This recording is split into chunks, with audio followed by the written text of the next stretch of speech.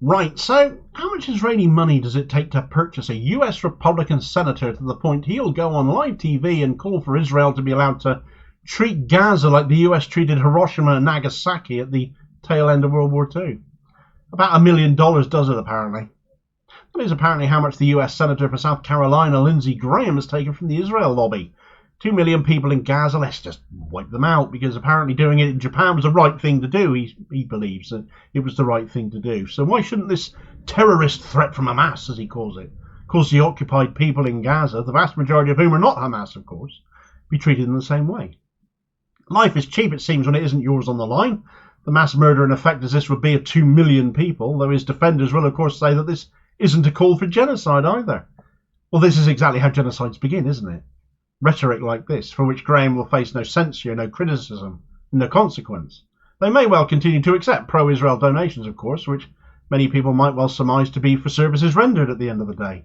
Historians would say, why is it okay for Reagan to do it and not President Biden? But let me ask you about why is it okay? Deal. Well, can I say this? Why is it okay for America to drop 2 nuclear bombs on Hiroshima and Nagasaki to end their existential threat war? Why was it okay for us to do that? I thought it was okay. To Israel, do whatever you have to do to survive as a Jewish state. Senator, again, military officials say whatever the technology has changed. But let me ask you about how these military officials that you're talking about let me ask you something. Full of crap.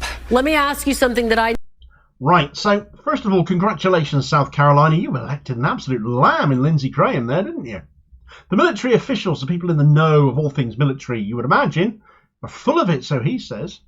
All those military officials were pointing out, as NBC host Kristen Welker tried to explain, if she got a chance to get a word in edgeways, was that weaponry is no longer the blunt device it was back in the days of the Manhattan Project, but they're more precise now, can prevent more casualties.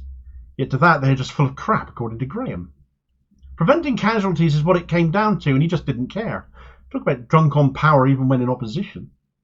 The military people are right, though. The weapons move on, they become more precise, but they also become a lot more powerful. What would be the modern-day equivalent of one of those atomic bombs now be, akin to the ones dropped on Japan? They were made of far lower quality radioactive material which rapidly decayed and dissipated, which is why those areas were able to be colonized again. That isn't the case with modern nukes, is it? That is exactly why Hiroshima and Nagasaki have been recolonized, but Chernobyl, for example, has not been. Worlds and a good deal of time apart, terrifying technology that has sadly advanced and moved on. What Graham is calling for is no longer remotely a sane comparison or argument, if it ever was back then, back in World War II, which I heavily dispute. These weapons should never, ever be used, shouldn't even exist anymore, in my view.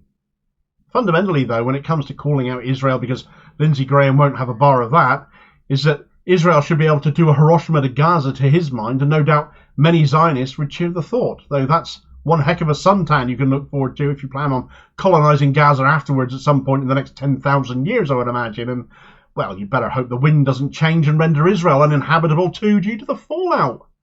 It is insane stupidity, inane stupidity from a stupid little man who doesn't know what he is talking about and thinks saying these things makes him look big and clever to an American audience, and I dare say the MAGA cap-wearing types will respond positively, but anyone with more than 2 brain cells fighting over third place, I would hope, would be justifiably horrified.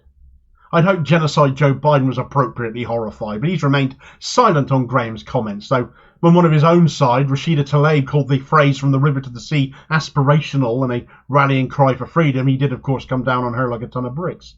Makes this all the worse is that Graham's comments come after Biden held up arms delivery to Israel as a warning, saying there's no way he's going to be sending on weapons to Israel if they're going to be used in Rafah. Frankly, if Graham's words aren't incitement to genocide, I don't really know what is. Step up The Hague, please, though I won't hold my breath. Like I said before, there will be no consequence or censure for these words that, if carried out, would not only be one of the biggest travesties in modern history, one of the worst atrocities any of us will ever bear witness to, but it'll paint a target on the US for advocating it, for carrying it out, with obvious nuclear retaliation to potentially follow. Mutually assured destruction, isn't that the excuse you politicians, you hard right people have for keeping nukes, for the treaty of using them but never actually doing so? So it's just all threat, isn't it? Someone should fill in Lindsey Graham on that, perhaps. But then, when you've had more than $1 million in Israel lobby funding, a figure aggregated from opensecrets.org, a money tracking outfit in US politics, is literally what they do. So the question therefore to Lindsey Graham is, what are you offering in return for that cash? Well, turning into a full-on out-of-control rage monster, hulking out, it seemed, the moment Kristen Welker brought up the fact that Ronald Reagan suspended arms sales to Israel. Certainly did it. Your party, your former president, Lindsey? That your next go-to response being to bring up Hiroshima and Nagasaki and why it was right to do that and why you believe it was right to do that was just an unhinged and very disturbing segue. But isn't that just the crux of it? Defend Israel. That's what the cash is for. We'll help you get re-elected through AIPAC, through whatever other donations tied to Israel that opensecrets.org have tracked. And every time you see Lindsey Graham go off on one in Israel's defence, you have to bear in mind he's probably got the money he has off the lobby, for doing just that, for services rendered. Right now, with arms shipments suspended because of the threat to Rafah, even Joe Biden has finally caught on to the realities of the situation despite his own unabashed Israel devotion. Senators like Lindsey Graham are saying what Israel once said in US politics. They want their weapons, they want their war, they want the US to pay for it. And the likes of Graham want that too, because some of that cash, or the cash of other Zionist supporters, invariably ends up being used to help his or others like him in their re-election campaigns. Where even Biden hesitates to keep supplying Netanyahu's insane regime, you've got even worse elements now advocating for another Hiroshima moment. If we thought our political outlook here in the US looked hopeless, the US shows it can be so much worse.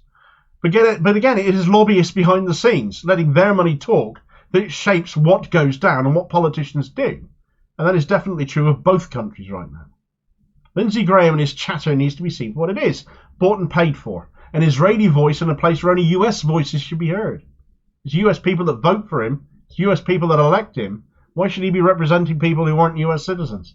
Politicians in the pocket of other nations need holding to account for that. So really the only question for him going forwards, if this is the level of his political discourse, is what exactly have Israel paid for with their $1 million? That's what American journalists should be asking him. Of course, he's not the only one, and certainly not the only right-wing crackpot falling over themselves to show their loyalty and devotion to the Israeli state. The ICC and those arrest warrants, you see, remember them? You should see Republicans lining up to threaten the ICC with invasion, no less, over that. They really are quite mad. But get the details on that story in this video recommendation here, and I'll hopefully catch you on the next vid. Cheers, folks.